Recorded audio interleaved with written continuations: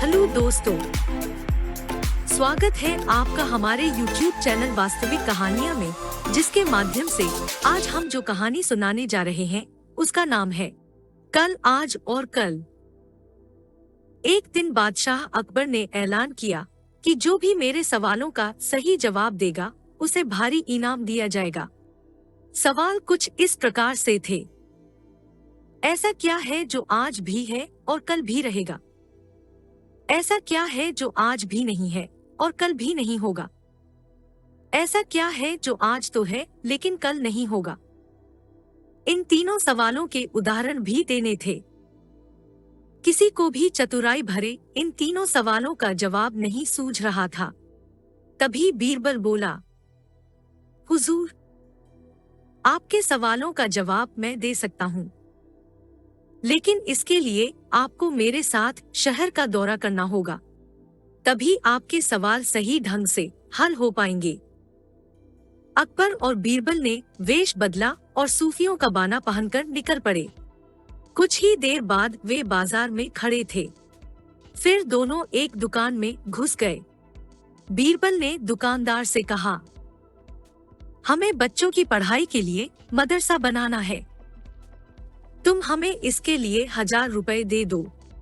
जब दुकानदार ने अपने मुनीम से कहा कि इन्हें 1000 रुपए दे दो, तो बीरबल बोला, जब मैं तुमसे रुपए ले रहा हूँगा तो तुम्हारे सिर पर जूता मारूंगा। हर एक रुपए के पीछे एक जूता पड़ेगा। बोलो, तैयार हो?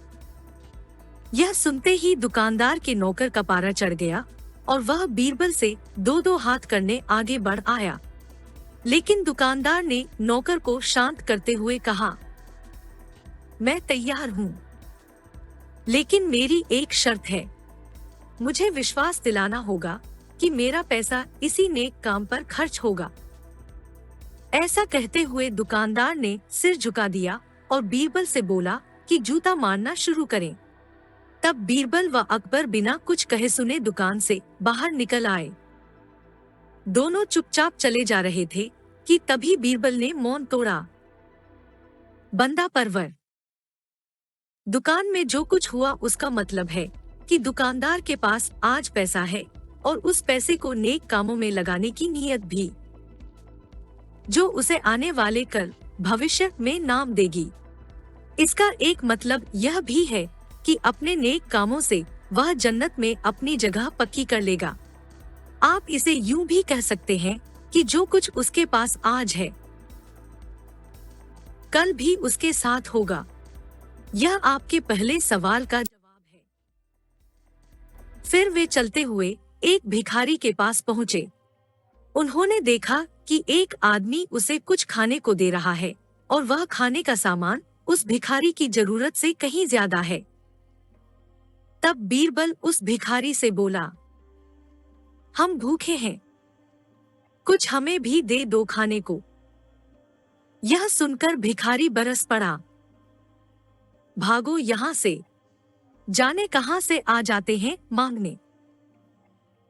तब बीरबल बादशाह से बोला, यह रहा हुजूर आपके दूसरे सवाल का जवाब। यह भिखारी ईश्वर को खुश करना नहीं जानता। इसका मतलब यह है कि जो कुछ इसके पास आज है वो कल नहीं होगा। दोनों फिर आगे बढ़ गए। उन्होंने देखा कि एक तपस्वी पेड़ के नीचे तपस्या कर रहा है। बीरबल ने पास जाकर उसके सामने कुछ पैसे रखे। तब वह तपस्वी बोला, इसे हटाओ यहाँ से, मेरे लिए यह बेईमानी से पाया गया पैसा है। ऐसा पैसा मुझे नहीं चाहिए। अब बीरबल बोला, हुजूर, इसका मतलब यह हुआ कि अभी तो नहीं है लेकिन बाद में हो सकता है। आज यह तपस्वी सभी सुखों को नकार रहा है, लेकिन कल यही सब सुख इसके पास होंगे। और हुजूर, चौथी मिसाल आप खुद हैं। पिछले जन्म में आपने शुभ कर्म किए थे जो यह जीवन आप शानो शौकत के साथ बिता रहे हैं। किसी चीज की कोई कमी नहीं।